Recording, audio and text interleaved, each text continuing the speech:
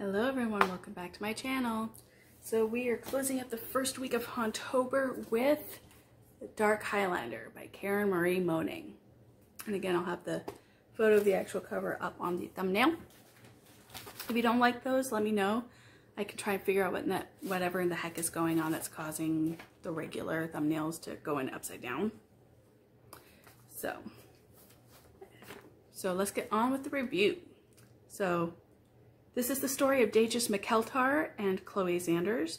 There really aren't a whole lot of trigger warnings for this one, which is kind of nice. There's some violence in there, not an excessive amount, but there is some.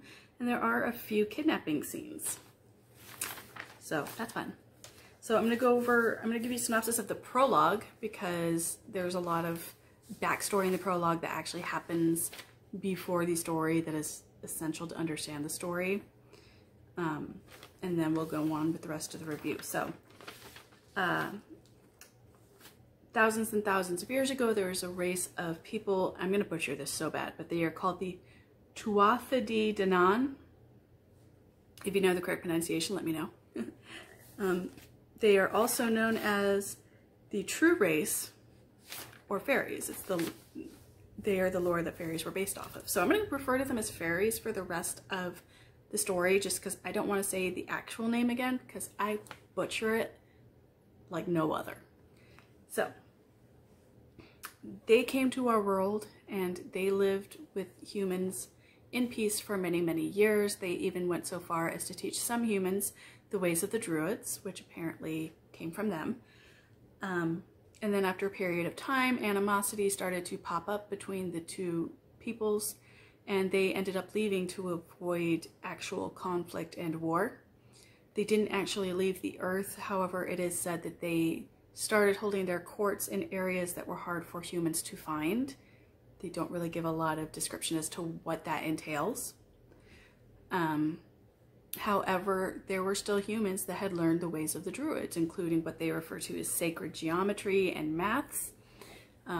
Apparently, a lot of magic is revolved around what we would now consider mathematics, and other things as well, don't get me wrong, but it does come into the story.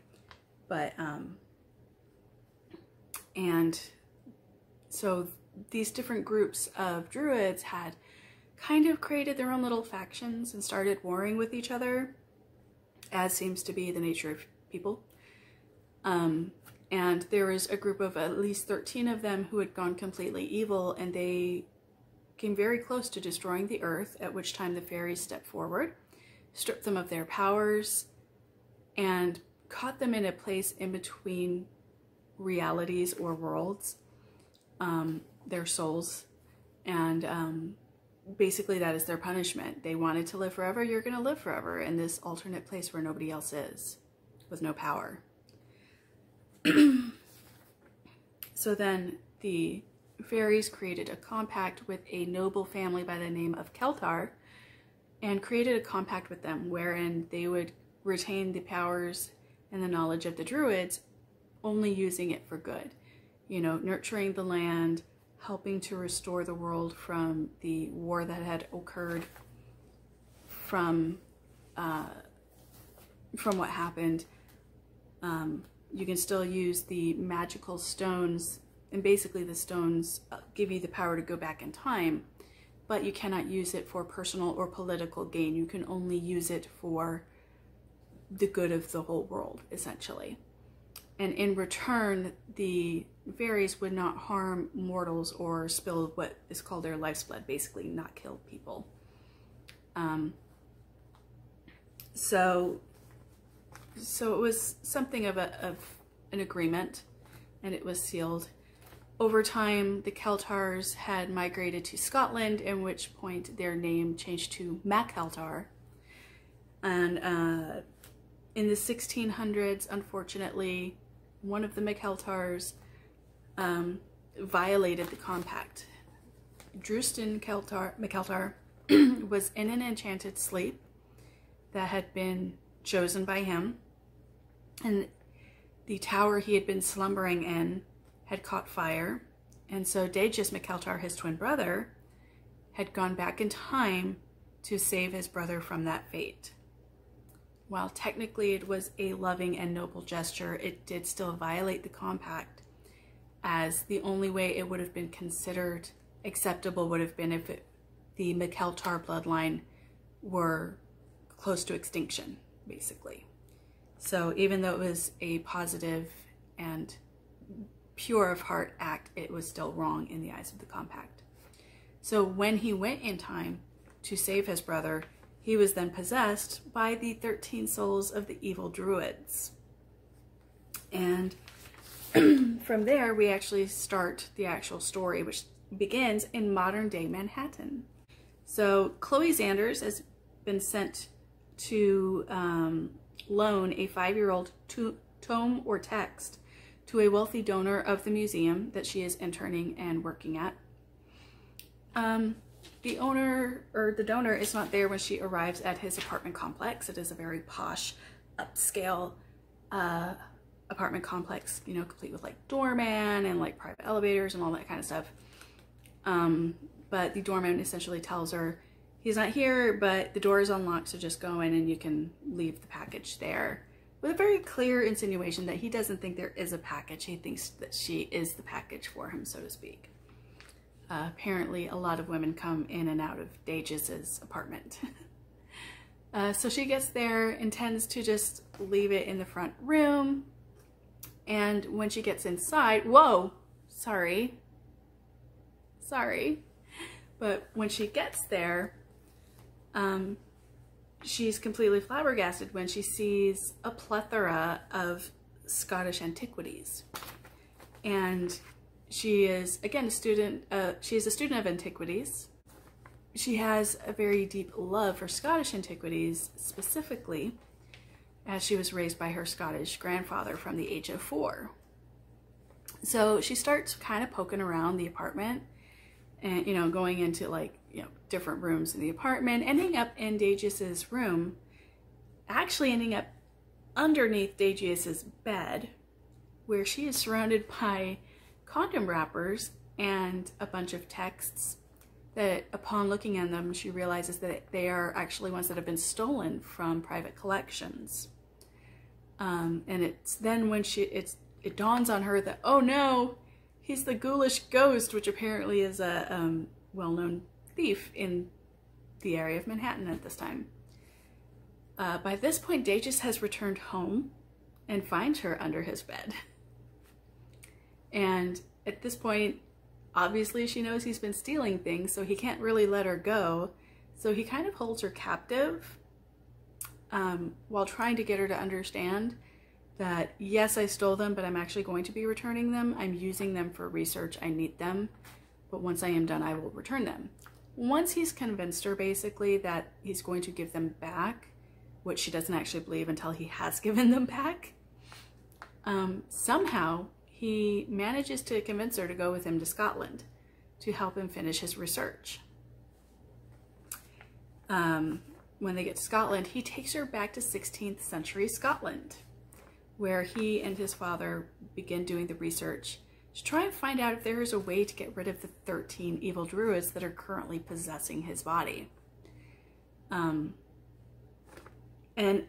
as it turns out, the reason there are so many condom wrappers under his bed is because the only thing that helps him to keep the evil spirits at bay is by having sex.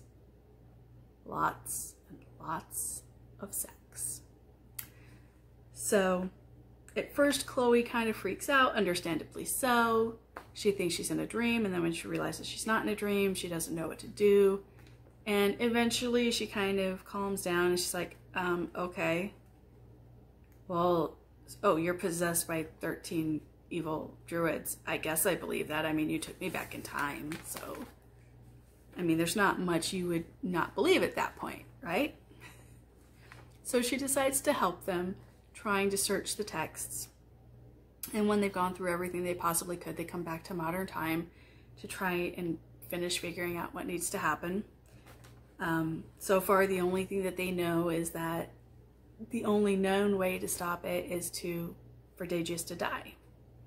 So they come back to modern day, they start doing some more research.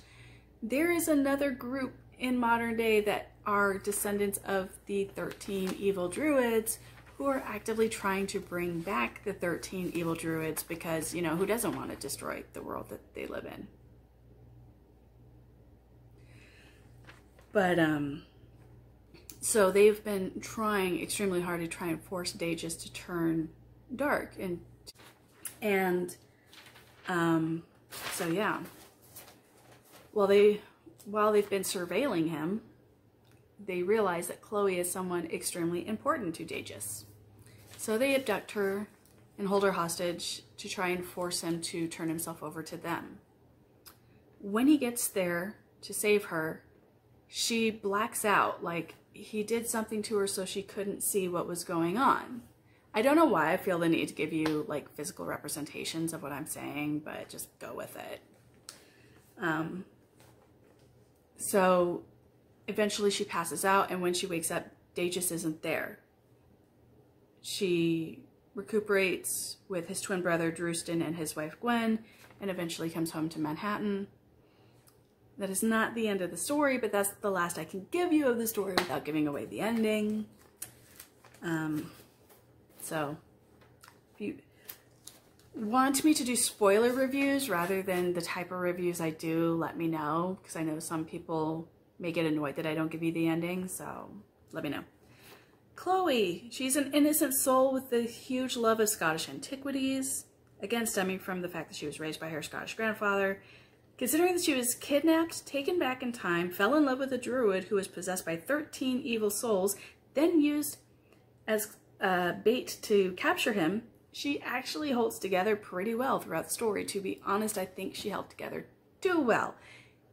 It was almost like she wasn't terribly affected by anything. Like, she has reactions to things, but with time travel, evil druids, I don't think anybody would be as put together as she was. So that wasn't really believable, but she was a kind character. She did try to help the best she could, so she was enjoyable as a character.